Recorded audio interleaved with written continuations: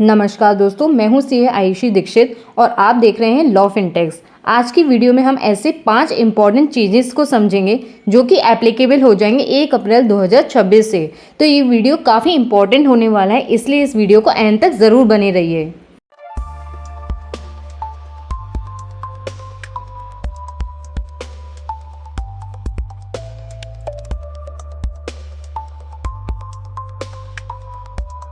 सबसे पहला change TDS के फॉर्म में आया है। अब तक क्या हो रहा था, फिक्स डिपॉजिट पर मिलने वाले इंटरेस्ट पर बैंक टीडीएस डिडक्ट करता था, और अगर आप टीडीएस नहीं डिडक्ट करवाना चाहते हैं तो उसके लिए आप फॉर्म 15G अगर आप 60 साल से कम के हैं और 15H अगर आप 60 साल से ज़्यादा के हैं तो जमा करना पड़ता था। लेकिन अब क्या चेंज हुआ है कि इनकम टैक्स एक्ट 2025 जो कि 1 अप्रैल 2026 से लागू होगा, उसके साथ नए इनकम टैक्स फॉर्म्स भी नोटिफाई कर दिए गए हैं जो कि वो भी लागू हो जाएंगे। तो अब आपको फॉर्म 15G या फिर फॉर्म 15H नहीं जमा करवाना होगा, क्योंकि अब इस फॉर्म में बदलाव किया गया है। अब आपको फॉर्म 121 जमा करवाना होगा, चाहे आपकी कितनी भी एज क्यों ना हो, यानी कि चाहे आप 60 साल से कम के हैं या फिर 60 साल से ज़्यादा के हैं। दोनों ही केस में आपको फॉर्म 121 जमा करवाना होगा बैंक को, अगर आप चाहते हैं कि एफडी इंटरेस्ट पे कोई टीडीएस ना काटा जाए। दूसरा बड़ा चेंज सैलरी से रिलेटेड फॉर्म्स में आया है। अभी तक क्या होता था कि एम्प्लॉयर अपने एम्प्लॉय को फॉर्म 16 प्रोवाइड करता था।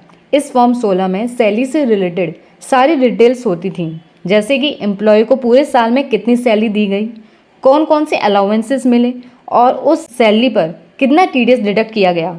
इसी फॉर्म 16 के बेसिस पर एम्प्लॉय अपना इनकम टैक्स रिटर्न भी फाइल करता था। लेकिन अब न्यू इनकम टैक्स एक्ट 2025 आने के बाद कुछ काफ़ी सारे चेंजेस किए गए हैं, साथ ही कुछ नए फॉर्म्स भी ड्राफ्ट किए गए हैं, जिसमें से इस फॉर्म में चेंज कर दिया गया है। फॉर्म 16 को रिप्लेस कर दिया गया है और उसकी जगह नया फॉर्म 130 इंट्रोड्यूस किया गया है।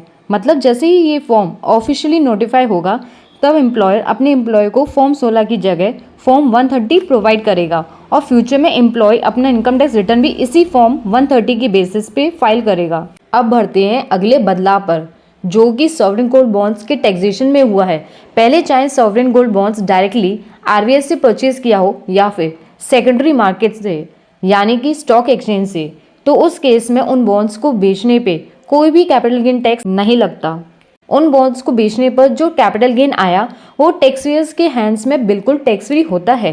पर बजट 2026 के बाद से अब अगर आप सेकेंडरी मार्केट से सॉवरेन गोल्ड बॉन्ड्स परचेज करते हैं, या फिर आपने भले ही डायरेक्टली आरबीआई इशू बॉन्ड्स को परचेज क्यों ना किया हो, पर उन बॉन्ड्स को उनकी मेच्योरिटी जो जनरली 8 साल तक होती है अगर होल्ड करके नहीं रखा, तो ऐसे केस में भी सॉवरेन गोल्ड बॉन्ड्स को सेल करने पे जो भी कैपिटल गेन आएगा उस पर कैपिटल गेन टैक्स रूल्स के अकॉर्डिंग ही टैक्स देना होगा।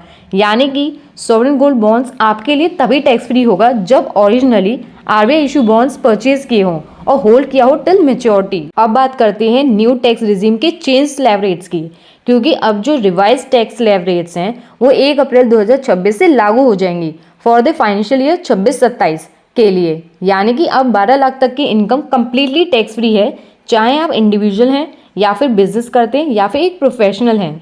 इसके अलावा अगर आप एक सैलरीड पर्सन है या पेंशनर है तो उस केस में आपको 75,000 का स्टैंडर्ड डिडक्शन भी मिलेगा। इसका मतलब टोटल एग्जम्पशन 12.75 लाख तक मिल जाएगी। इसके अलावा अगर कोई टैक्स पेयर डिडक्शंस और एग्जम्पशंस के साथ ओल्ड रिजीम को ऑप्ट करना चाहता है तो वो अपनी चॉइस के हिसाब से ओल्ड टैक्स रिजीम भी सेलेक्ट कर सकता है। आखिरी और सबसे important change property transactions with NRI से रिलेटेड है। पहले क्या रूल था, अगर रेजिडेंट बायर किसी नॉन रेजिडेंट सेलर एनआरआई से प्रॉपर्टी परचेज करता था तो बायर को सिर्फ टीडीएस डिडक्ट और डिपॉजिट करने के लिए 10 लेना पड़ता था।